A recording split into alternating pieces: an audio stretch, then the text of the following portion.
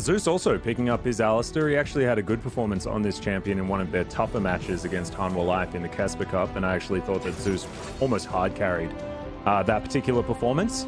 We've got a great ganking duo though, as the Camille comes in alongside the Talia, and this means that a lot of pressure will be on Doran to make sure that he can get something pretty safe towards the top side of the map. And GEN will be locked away. So the Kai'Sa priority that we've seen in the LPL, not necessarily rearing its head here in the LCK. Yeah, so I mean, you know, you and I have had a lot of discussions about this, especially with Chronicler as well. You know, I felt until the LPL that perhaps Kai'Sa with these new items, her power spike is too late. And I've really been kind of down on Kai'Sa recently, but her win rate... making some differences. Yeah. And I actually like this when it comes to, you know, pairing with the Nidalee and trying to actually fight against the Camille. But oh my god, okay, Gen.G are really having a good time. They've locked in the set, and they've taken away the Yone for BDD. Well, we're just really not pulling any punches today, are we? Highest win rate support in the LPL at the moment, 3-1.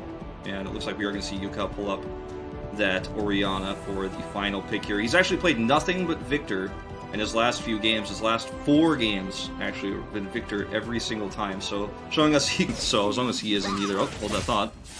Oh dear, Doran might be in trouble. Rascal getting himself a decent shield.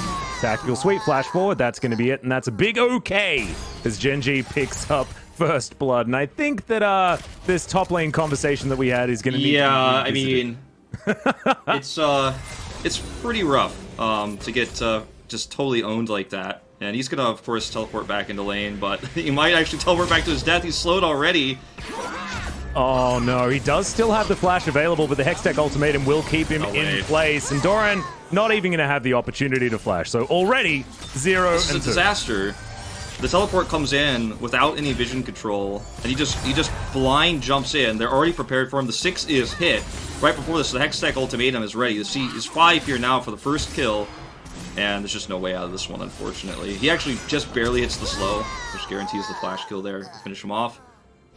They do get the Drake for this, you know, but I think that the bigger win, 100%, is going to be for the 2-0 Camille start. Still up in CS as well, so I mean, count your blessings, I guess. Well, if at first you don't succeed, try again, as there's a seismic shove. That's a beautiful one. Zeus trying to get on that taxi once again, but he's going the wrong direction. Gets himself a trample, but otherwise not going to be able to find it as Hybrid, not wanting to Killer Instinct into his own death. And so Clid will get his revenge, as now Bonnie looking for a spear, and that's a great dash out of BDD. Get himself out of the way. So Bonnie not going to find that spear. Look at this incredible rotation from Life as well, actually going all the way through red side to hide his movement here. Yukel is still one step ahead. Pretty good choices. Uh-oh. Yep, Zeus may be caught out again. Does have the ulti, but so does Life. And he's going to be able to pick up that kill with the Haymaker. 1-0-0, that 100% is still looking like it might continue for the support of Gen.G. They're going to transition into a Drake as well. I feel like the snowball is starting to roll. They have the tempo advantage. It's not around the Yona like we thought it might have been, but it is certainly just around really good rotations, the vision control they've had. And that's Zeus twice now caught warding as Doran looks like he might be done here. Oh no, Doran misses everything, and now Rascal should just be able to jump on top of him. There we go. That's the 3rd death for Doran, and the 2nd solo. You look at the game state, I mean, they're losing turret plate spot. An absolute menace, even in a teamfight scenario, but also just has such great split pushing as the game goes on. I just feel like the extra pressure is going to be huge from Gen.G. They have so many win conditions that they can employ. Their strong side is their top right now, as they could just non-stop harass Doran here. Force rotations up. The Gnar under the wall as he goes back in, does manage to land that stun, and BDD just picks him up back to his unbound soul, and that is another dead Gnar. Is he even worth that much gold, guys? Should we really be up here? Yukel teleports to try to release some of this pressure. Unfortunately, just a little bit too late. It's actually a really cool setup there, too, because they force him to... Might fancy a fight here. Remember, Kai'Sa can jump in with the Killer Instinct relatively easily. So there we go. Zeus is going to start it up. That's going to be the ulti out from the Orianna, and a very easy pickup onto Clid. And the fight started and then ended pretty dang quickly. Yeah. There you go. Simple, clean.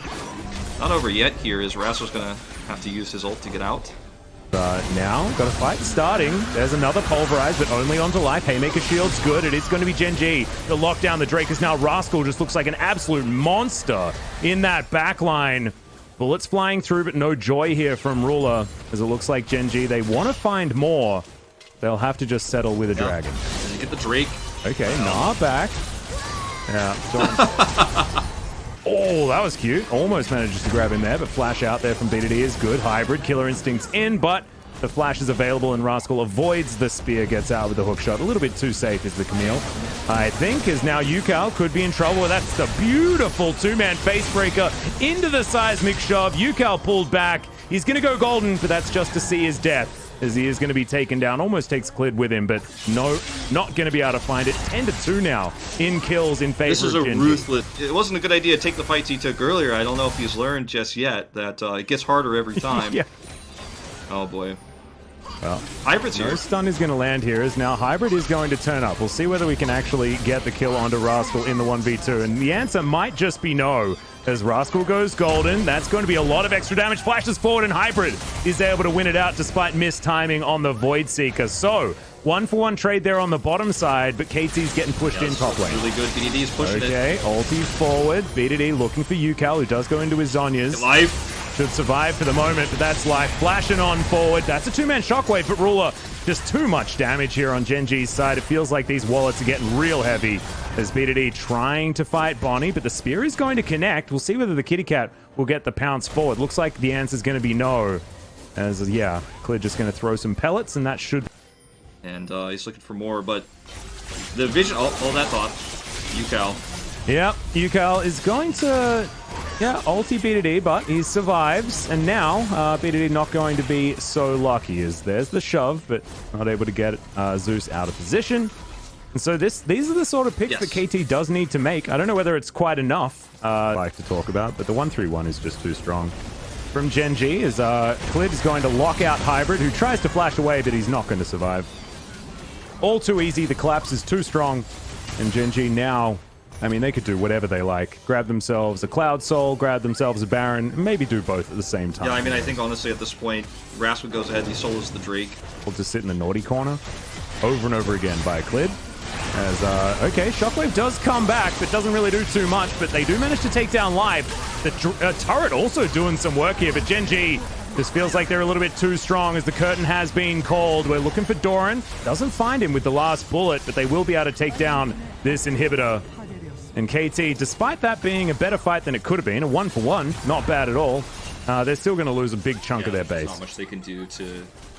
Well, this is actually going to be a recall teleport from Rascal, and they are going to force the aggro to this top turret.